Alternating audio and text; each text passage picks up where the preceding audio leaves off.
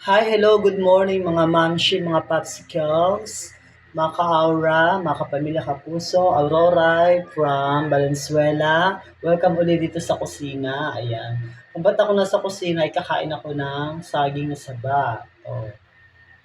Ano ba ang benefit, sabi nga ng saging na saba pag kumain tayo? So, ang saba ay isang malaking bugkos na lumalaki at mataas na puno. Sabi nga, di ba? Ang saging na saba rin ay banana in English. Ay, oo, tama. Kilala rin bilang sweet plantain ay madali lamang matagpuan dito sa Pilipinas dahil sa pagiging kilala nito. Ayan, at ano ang mga benefits nito? Yan. Una, ang benefits nito ay naglalaman siya ng vitamin A, B, and C, potassium, magnesium, at natural na sugars. Di ba nga pagkapuya tapos yung mga hindi makatayo, maganda, nire-recommenda ba ng mga doktor to? Tapos iron at dietary fiber. Pangatlo yun.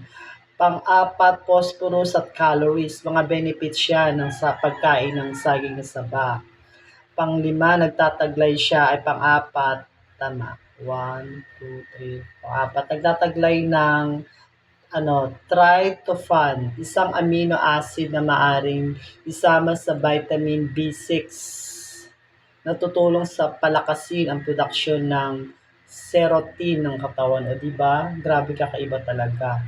Meron din siyang antacid properties, dietary antioxidant, prebiotic at probiotics.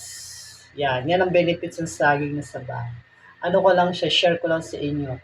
So hanggang dito na lang mga ka-aura, mga momsicles, popsicles. Thank you so much sa inyong pagsuporta.